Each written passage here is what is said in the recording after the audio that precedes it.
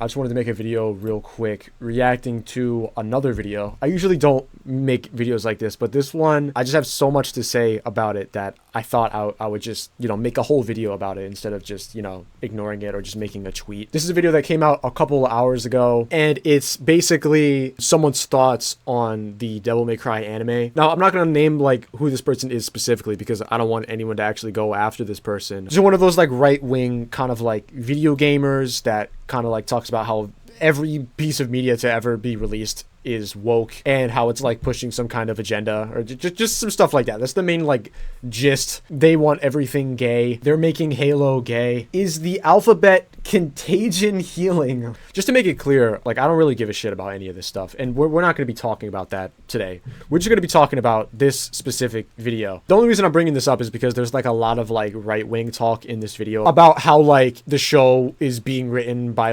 leftists people and how the show is woke. There's just a lot of inconsistencies in this video and a lot of things that are just flat out wrong, and I just wanted to make a video responding to it, so let's get into it. I digress.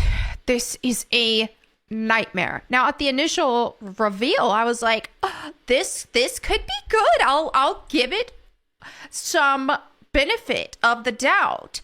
But I mean, the art style itself, I'm not mad at it and stuff. Obviously, first thing we see here. What is the first thing we see here if you play Devil May Cry? Where is Ebony and Ivory? The guns. What is this? Excuse me? What is this? So this is the first thing that made me think that this was some kind of rage bait video or something. Dante is obviously going to get Ebony and Ivory. We literally see them in the opening title sequence. So it's most likely that this teaser we're seeing is taken from the beginning of the first episode. And I'm sure that by the end of the first episode, or maybe even the second, we're going to get some grand reveal where Nell Goldstein makes Ebony and Ivory for Dante. And it'll be a really rewarding milestone in this Dante's progression into growing up into the Dante that we're familiar with. This is the egregious part for me. Let me turn this up. This is where the writing is just... Now, if you know Dante, he's very witty, goofy, pizza dude, yummy pizza,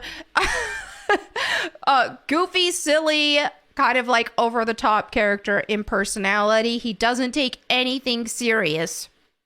Right? Now, he's more serious in some games than others. Remember this. She admits that we've seen other versions of Dante before that don't exactly have the same personality as what she's describing, whatever it is she's describing. But she seems to be okay with those. But this writing, it's they were...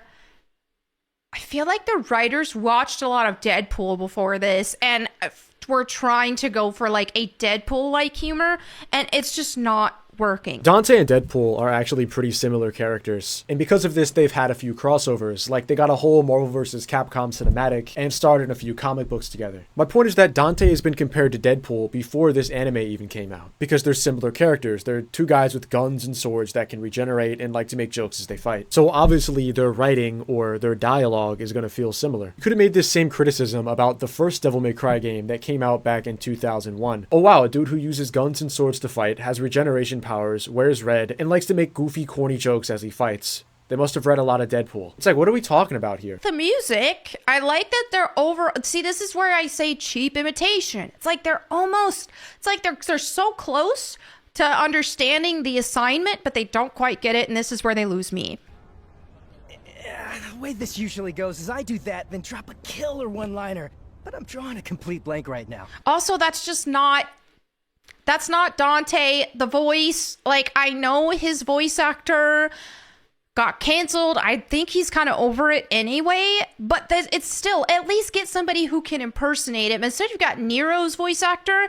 And alright, so I have no way to prove this, but I personally feel if they did get a voice actor to impersonate Ruben and try to do the same voice as him, you would just complain that it's a cheap imitation of his voice. And the reason I believe this is the case so strongly is because you mentioned earlier how the show feels like a cheap imitation and how you don't like cheap imitations. But yet, you say you would rather have an imitation of Dante's voice. What were they really supposed to do? In my opinion, their best place to just get another voice actor who's already familiar with Devil May Cry and has worked on Devil May Cry related projects before to do the voice for Dante, which isn't that off the chain to do because we've already established that this is a completely different version of Dante and is much younger, which makes Johnny Young Bosch's voice fit pretty well. It's not it. All right, now. And he's just, oh, I'm supposed to have a one-liner right now.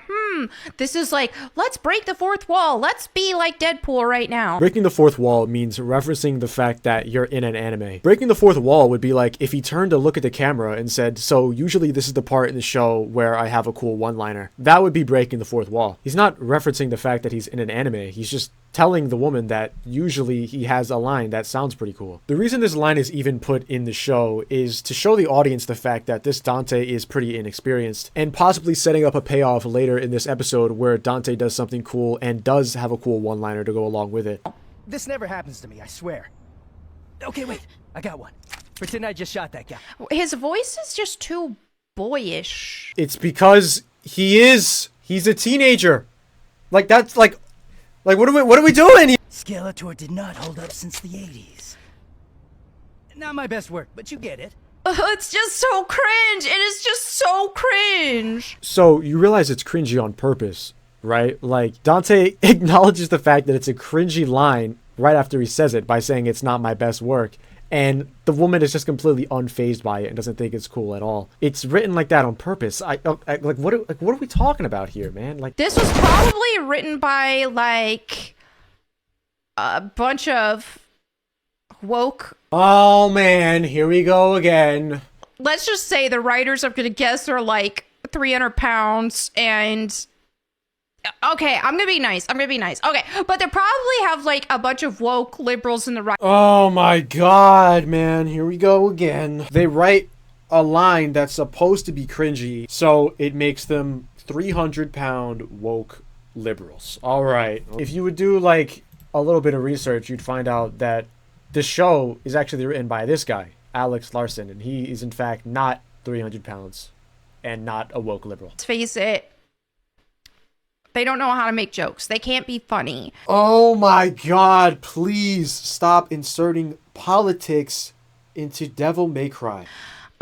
So here we have... So she's going to start reading comments on the teaser that agree with her opinion that the show was like written by woke people, but she's actually just reading comments from her own quote retweet of the teaser trailer. If you go to the actual teaser trailer and you go to the comments, you'll just see overwhelmingly positive praise for the show and people being really excited. So I like how she chooses to show you what her audience specifically thinks about the show instead of the large majority of Twitter by looking at the actual original teaser trailer video that's been posted to Twitter and to YouTube. So she kind of just chooses to, you know, kind of stay in a little echo chamber of other people who kind of agree with her instead of, you know, come over here and go to the comments on the actual Twitter post and on the actual YouTube video of people who are giving overwhelming praise to this teaser. But anyway, this is just what we're looking at. So this is dropping on like the 9th or something. April 3rd. This is how I know that she didn't even watch the whole thing because it says it at the end. I don't know. The burnout is real with woke trash for me right now. I just don't have any tolerance even to watch and dunk on it. I'm just ready for it to leave. Head out the door. All right, that's enough. So, yeah, I just wanted to take a look at that video. You can't please everybody. You can't please everybody. I'm excited for the anime. Many people are really excited for the anime. It's going to be sick, and when it comes out, I'm going to be making a lot of videos about it. And, yeah, that's pretty much it for today. I'll see you guys tomorrow.